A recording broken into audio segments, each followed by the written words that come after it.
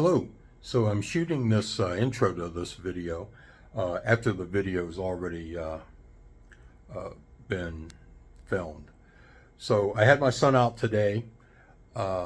He flat tire a week or so ago. He had a nail in this Summit 215 50R 17-inch low profile tire. We put a set of 4 on his car a few months ago, about 5,000 miles ago. So I had a couple of the old Michelins. Actually, they're not Michelins, they're Pirellis that were on his car before. I kept the 2 best one, even though both of them had patches in them, as spares. So when he came out, we took one of those tires, mounted it on, and then we just ordered a replacement tire from Amazon. So these tires so far have been pretty good, and a set of 4 delivered was like $306. So this day and age is hard to beat that. So I wanted to just add that. I handed him my cell phone and asked him to record from start to finish while I mounted the tire. So I haven't looked at any of that footage yet, so I'm just going to throw it in after this clip, and hopefully it helps someone who is either thinking about buying one of these Harbor Freight manual tire changers, or already has one and struggles with it. It's like anything else. The more you use it, the better you're going to be. So I have done, in some other videos I talked about it, I replaced this tube there, reinforced the bead breaker, and then the only thing here that cost me any money was the red duck head. That was $20 off Amazon. Everything else I just made out of scrap. So I hope this video helps someone. You can buy this duck head modification online. It can be rather expensive, and it really doesn't need to be. If you got a welder and just have enough skill to make some metal stick together, it's a half-hour job to build one of these. All right, so I'll throw his clips in after this one, and we'll see you soon. Okay, low profile tires, fun. Lots of soap.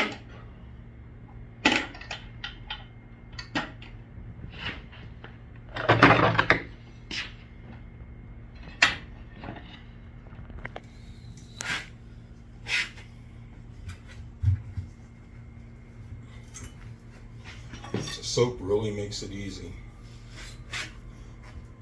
Look at that, it's all the way off already. Always try and keep the valve stem out of the way in case there's a tire sensor or something there.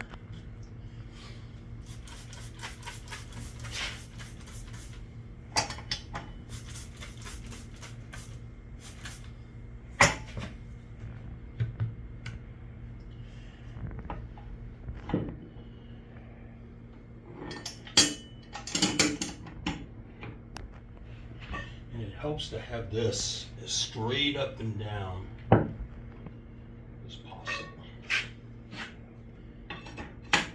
In the back of these, because of the way the rim is designed, is a lot harder than the front, because you got to go all the way down here before you reach the drop center of the wheel.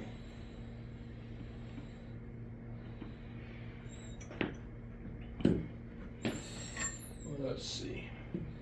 Now I'm going to need to spin it.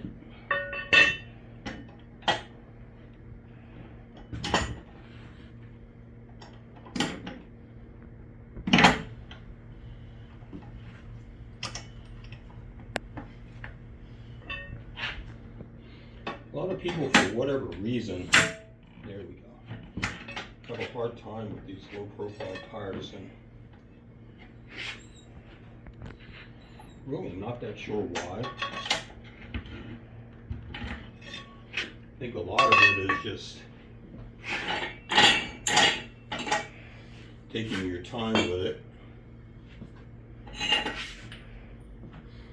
got 2 cones. That is a truck cone. That's a little car cone.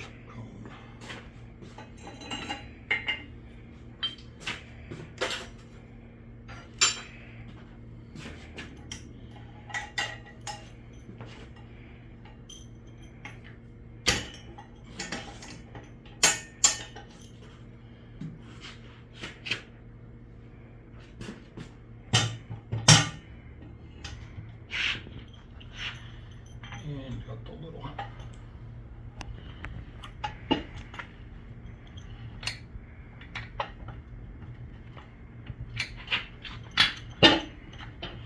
this little rubber pad really belongs on top of the wheel. I always put it on the bottom.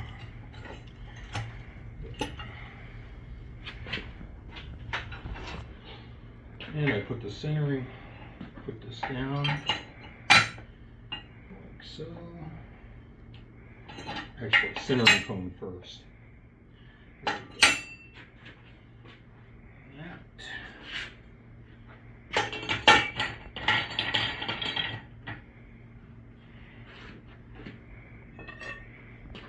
There we go.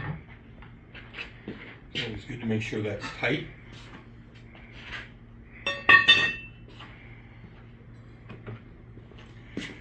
And for the duck head,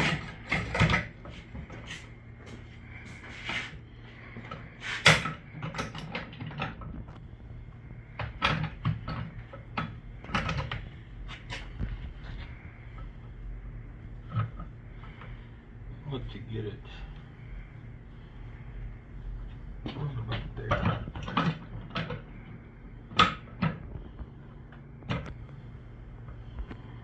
Let's see.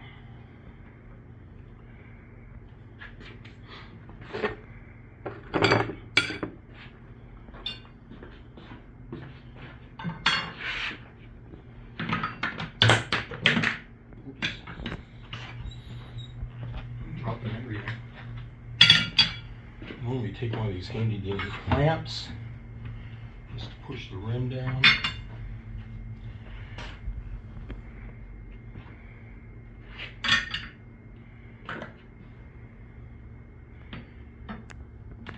Over here.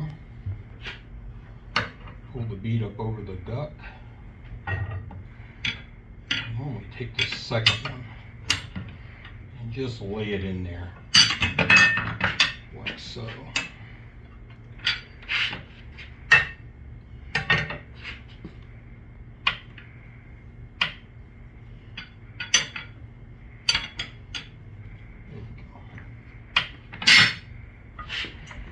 And that way when the first tire iron comes off, the other one just kind of holds it there.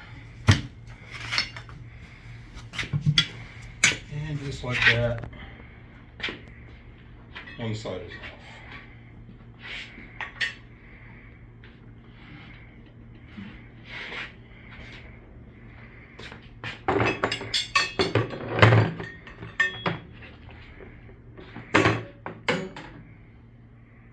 Bottom side is always the tricky one,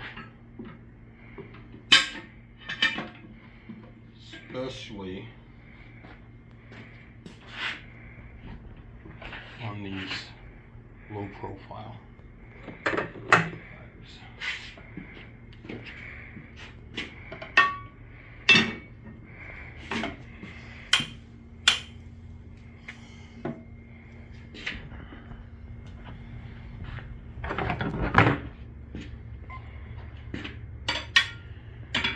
It does help to have that second one in there.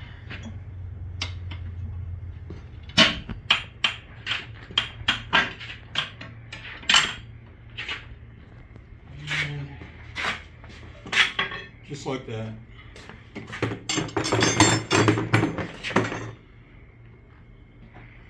Both tires off.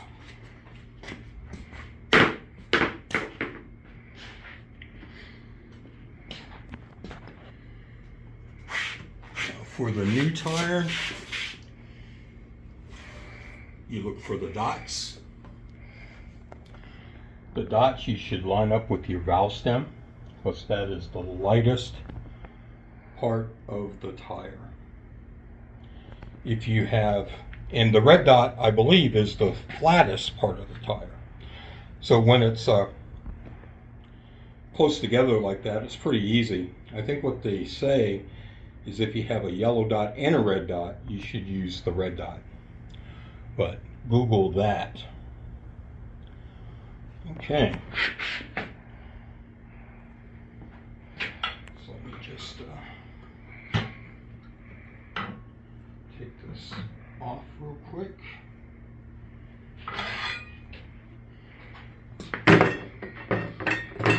You can hit stop on that for a second, Alex.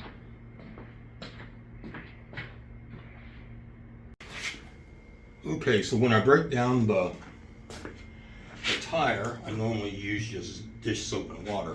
When I put the new one back on, I actually use this Murphy's tire compound. And put it all the way around. That's an 8-pound bucket. It's probably a lifetime supply for me. You literally, as far as I know, can't use too much of it. Okay. That. And this here is going to be the outside. So the side that's going to go on first is going to be this. Some tires are labeled outside or inside or directional. These are not, and if they're not, the side where the mounting dots are that line up with the valve stem should be on the outside of the rim. Okay. About 80% of the time, you can just push this tire on without using any tools. And that's within the 80%. So maybe that's 85% now.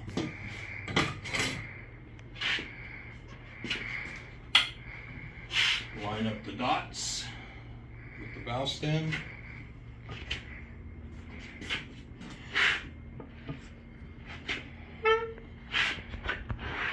This wheel doesn't have any sensors, but it does have some weights I need to take off because we're going to bubble balance it.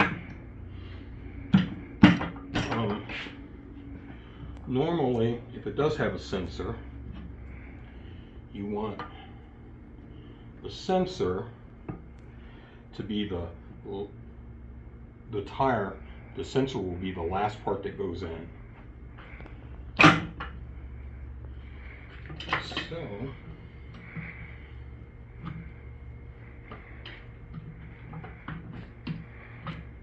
there we go.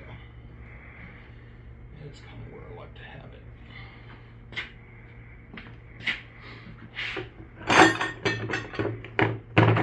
So it is important for those that don't know, when you take the tire off the rim, you're pulling it up over the duck head, right? When you're putting the tire back on, you want the bead above what's called the tail of the duck head and under the head. And we'll see, again, these little clamps, pack of 2 of them is like 20 bucks on Amazon. Highly recommend them. It's like having an extra hand. So, this should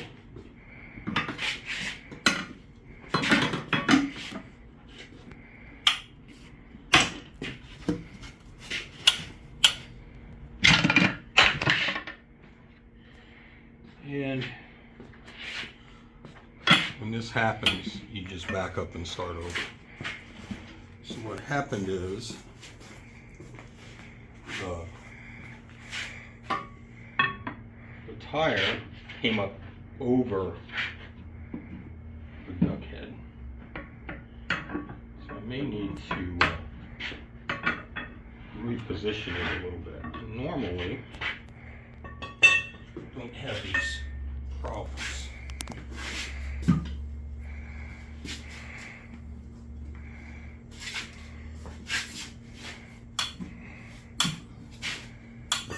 Yes, the more you work the tire on by hand, probably the better off it is.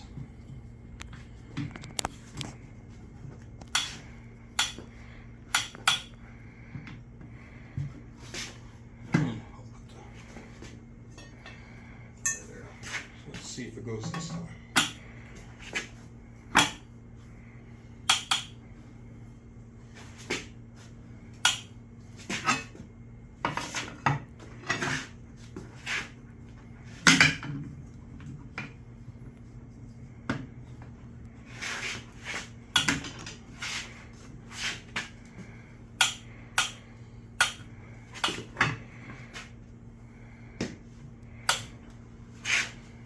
There we go.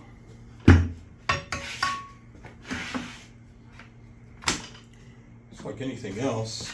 I guess the more you do it, the more proficient you will be.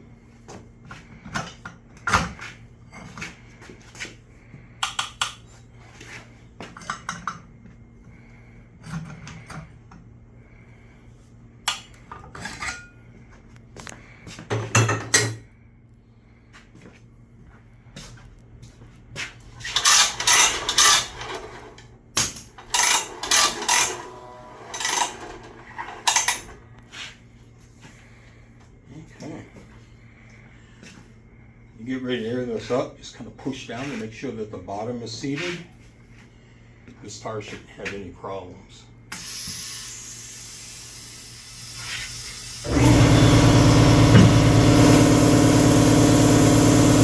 You'll see the top.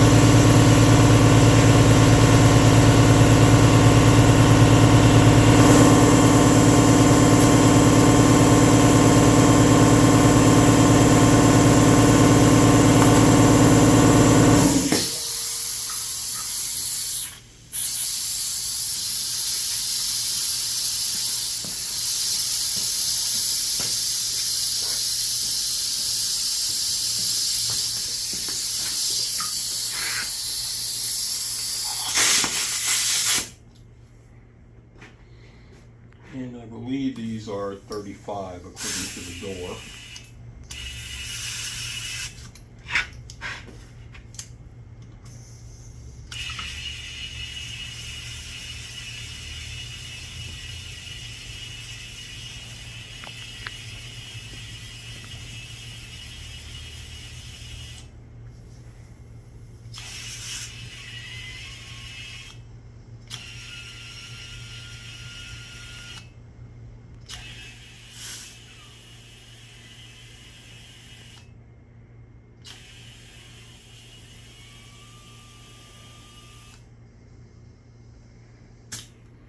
Here we go. So that is that.